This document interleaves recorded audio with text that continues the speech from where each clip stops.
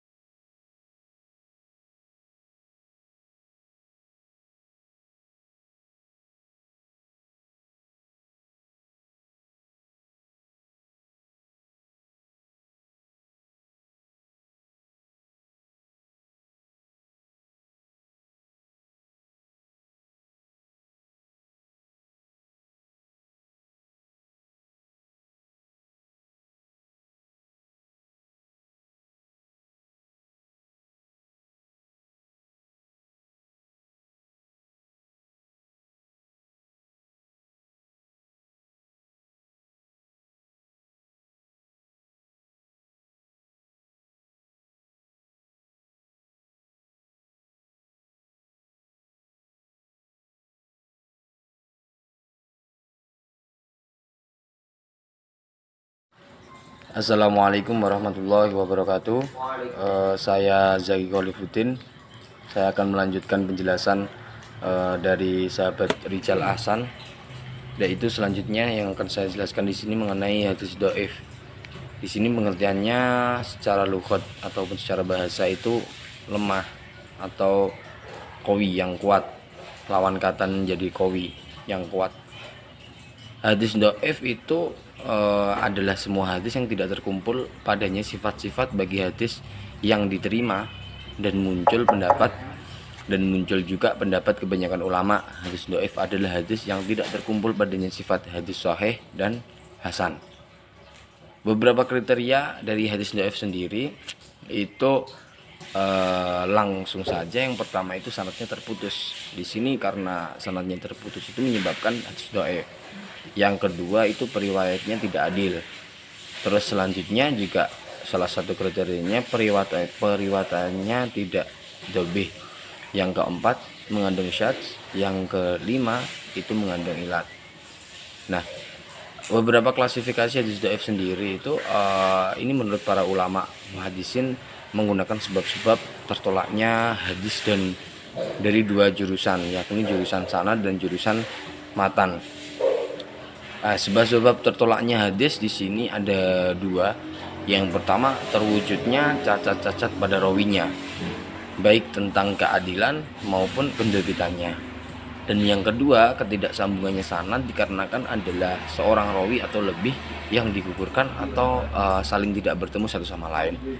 Nah, beberapa cacat pada keadilan dobetan rawi itu ada 10 macam. Antara lain yang pertama yaitu dusta, yang kedua tertuduh dusta, yang ketiga fasik, yang keempat banyak salah, yang kelima lengah dalam menggapai, terus yang keenam menyalahi riwayat orang kepercayaan, yang ketujuh banyak waham atau purba sangka, yang kedelapan tidak diketahui identitasnya, yang kesembilan penganut bid'ah, dan yang terakhir yaitu tidak baik hafalannya. Itu beberapa penjelasan dari hadis dhaif. Selanjutnya yaitu saya akan menjelaskan mengenai hadis maudhu'. Di sini secara bahasa sendiri berarti al-jadid, yaitu sesuatu yang baru. Selain itu hadis pun berarti al-jahar, berita atau berita, yaitu sesuatu yang diberitakan, diperbincangkan dan dipindahkan dari seseorang kepada orang yang lain. Sedangkan budi merupakan derivisasi dari itu sendiri.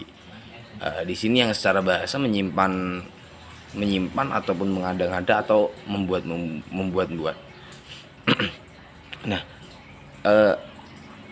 di sini beberapa pembagian hadis maudhu' sendiri itu yang pertama yaitu hadis mantu'. Itu yang berarti hadis yang ditinggalkan, yaitu hadis yang hanya diriwayatkan oleh seorang perawi saja.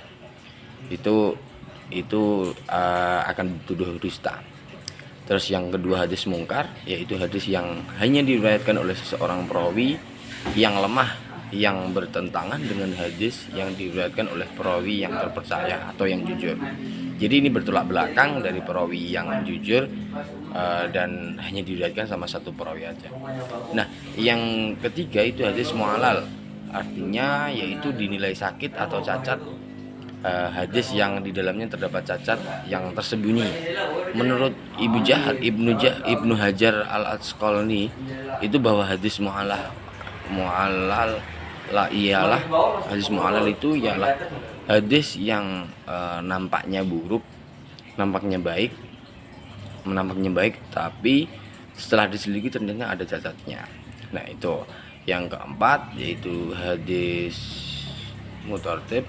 Itu artinya kacau atau yang diriwayatkan oleh seorang perawi dari beberapa sanad dengan matan kacau atau tidak sama dan kontradiksi dengan yang dikompromikannya.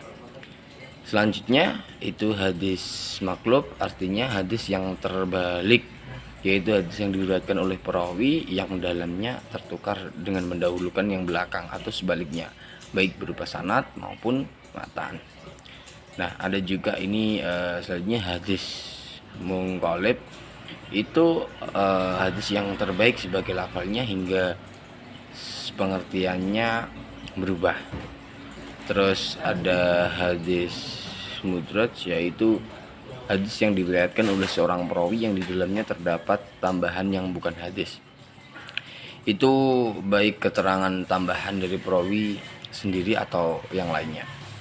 Itu hadis syadz, itu hadis yang jarang, yaitu hadis yang diriwayatkan oleh perawi yang sikoh atau terpercaya, yang bertentangan dengan hadis ini yang diriwayatkan dari perawi-perawi atau periwayat atau pembawanya dan yang terpercaya pula. Itu beberapa penjelasan yang selanjutnya, yaitu syarat hadis maudhu.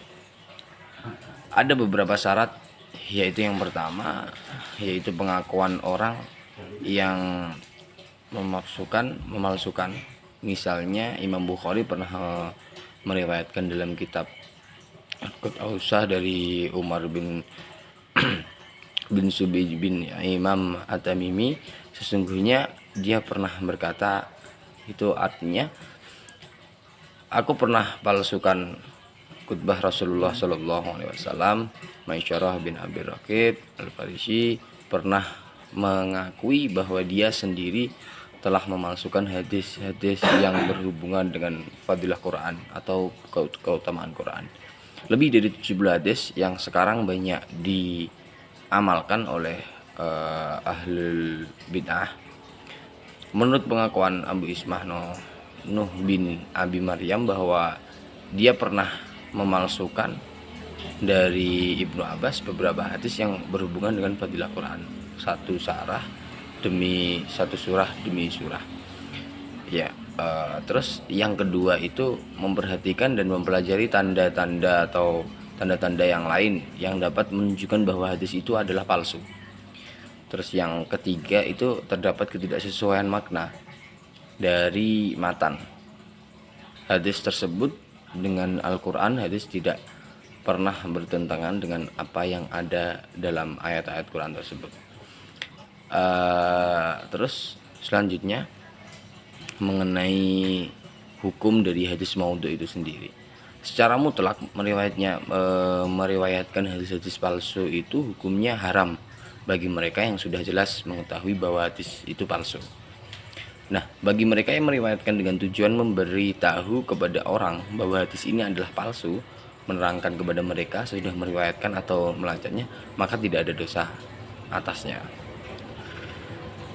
Ya, yang mereka yang tidak tahu sama sekali kemudian meriwayatkan atau mengamalkan, maka hadis tersebut karena tidak tahu, maka tidak ada dosanya, tidak ada dosa atasnya. Akan tetapi sudah mendapatkan penjelasan bahwa riwayat atau hadis yang dia ceritakan atau amalkan itu adalah hadis palsu, maka hendaklah segera ditinggalkan. Kalau tetap dia amalkan sedang dari jalan atau sanad lain tidak ada sama sekali, maka hukumnya tidak boleh. Nah, beberapa penjelasan yang saya jelaskan dan yang sahabat saya jelaskan tadi mungkin semoga bisa menjadi salah satu bahan referensi untuk kita diskusi di mata kuliah hari ini. Semoga bermanfaat. Akhirul kalam, wallahul muwaffiq ila aqwamit thoriq. Wassalamualaikum warahmatullahi wabarakatuh.